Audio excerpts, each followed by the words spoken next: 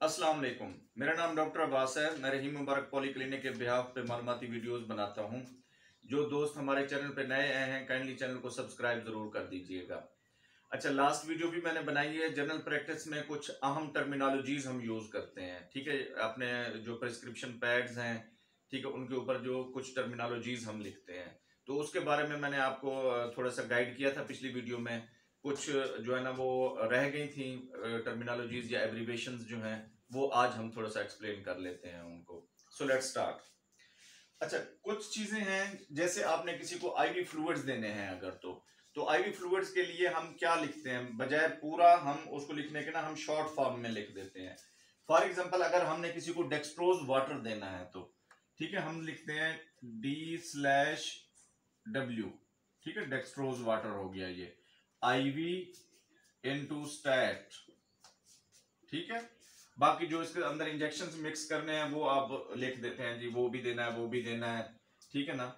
अगर इस इंजेक्शन भी उसमें के अंदर लिखे हुए हैं, ठीक है ना, तो वो भी आपने जो है ना उसको इस तरह करके फिर आईवी स्टैट लिखना है। यानी कि फॉर एग्जांपल कोई जितने भी इंजेक्शन लिखे हुए हैं आईवी इनटू स्टैट, यानी कि इसका मतलब ये समझा जाएगा कि जी जो भी इंजेक्शन जितने भी हैं वो इस डेक्सट्रोज वाटर के अंदर ही लगने हैं, ठीक है।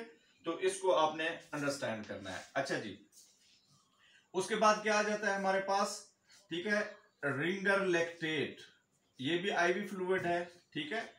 हम इसकी जगह लिखते हैं R/L, ठीक है, रिंगर लैक्टेट, ठीक है। इसके बाद क्या आ जाता है, नॉर्मल सिलाइन, NS, ठीक है। नॉर्मल सिलाइन के लिए क्या हम यूज करेंगे, NS, ठीक है। नॉर्मल सिलाइन अब दो किस्म का होता है। अच्छा, एक बात की माइंड में रखिएगा कि जितने ml आपने अगर बच्चों में खास तौर पे दे रहे हैं तो वहां पे आपने डोज एडजस्ट करनी है, ठीक है। जितने ml आपने देना है उतने ml आगे जरूर मेंशन करना है। फॉर एग्जांपल, डेक्सट्रोज वाटर आप दे रहे हैं 300 ml, ठीक है ना। आमतौर पे ये डेक्सट्रोज वाटर 500 ml और जो है ना 1000 ml में आता है। 5% भी ये हो सकता है, ठीक है, और 10% भी ये हो सकता है डेक्सट्रोज वाटर, ठीक है ना। तो इसकी आपने डोज लिखनी है। इसी तरह रिंगर भी 400 ml दे दें, ठीक है। नॉर्मल सलाइन आप ये दो उसमें आता है, 3 बल्कि पैकिंग में आता है, ठीक है। एक 100 ml की पैकिंग में आता है, ठीक है, एक 500 ml और फिर 1000 ml। वो जितने ml आपने देना है उसको आगे मेंशन जरूर करना है आपने, ये डोज के हिसाब से, ठीक है। अच्छा, ये तो हो गया हमारे पास 4 किस्म के फ्लूइड्स हो गए, ठीक है। एक पांचवा होता है पीड सोल्यूशन, हम इसमें कहते हैं, जिसमें नॉर्मल सलाइन और डेक्सट्रोज वाटर का मिक्सचर एक होता है, उसको हम पीड सोल्यूशन कहते हैं, ठीक है। वो भी एक होता है, ठीक है ना। आगे फिर लिख देना है इन्हीं के अंदर जितने भी इंजेक्शन ऐड करने हैं वो इसी तरह फिर उसको एक ब्रैकेट के अंदर डाल के ब्रैकेट के आगे फिर आईवी इनटू स्टैट दे देना है। वो आपका जो नर्स होगी, डिस्पेंसर होगा, जो भी होगा वो अंडरस्टैंड कर लेगा कि जी ये चीजें सारी मैंने इस आईवी फ्लूइड के अंदर डालनी है, ठीक है। उसके बाद कुछ और आ जाती है हमारे पास, जो है ना ये खास तौर पे इंजेक्शन लगाते हुए आपने जरूर देखना है कि इंजेक्शन आईवी है या आईएम है, ठीक है, आईवी या आईएम, ठीक है। ये खास तौर पे एंटीबायोटिक्स में आते हैं, ठीक है ना, जिसमें लिखा होता है आईवी एंड आईएम। जिनके ऊपर दोनों लिखा हुआ है वो तो आप यूज कर लेते हैं, ठीक है ना। उनका जो बेसिकली फर्क कहां पे आता है, जो उनके अंदर वाटर का एम्प्यूल होता है, ठीक है। जिसके ऊपर आईवी और आईएम लिखा हुआ है, यानी वो आईवी दे सकते हैं, आईएम भी दे सकते हैं, उनके अंदर क्या होगा, वाटर एम्प्यूल डिस्टल वाटर का होगा, ठीक है, डिस्टल्ड वाटर का होगा, ठीक है। लेकिन अगर किसी के अंदर सिर्फ आईवी लिखा हुआ है, ठीक है ना, आईवी इंजेक्शन, ठीक है, तो उसमें आपको परेशान होने की जरूरत नहीं है। वो तो आप किसी तरह भी यानी कि जैसे भी लगाना चाहे आईवी लगा सकते हैं। लेकिन अगर उस इंजेक्शन के ऊपर सिर्फ आईएम लिखा हुआ है, ठीक है ना, इंट्रामस्कुलर है, तो वहां पे आपको केयर करनी पड़ेगी कि इंट्रामस्कुलर वाले जो इंजेक्शन होते हैं ना, सिर्फ प्योरली इंट्रामस्कुलर इंजेक्शन, उनमें क्या होता है, उनमें जो है ना जो आपका वाटर एम्प्यूल होता है उनके अंदर लिग्नोकेन होता है, ठीक है। उनके अंदर क्या होता है, लिग्नोकेन मिक्स होता है।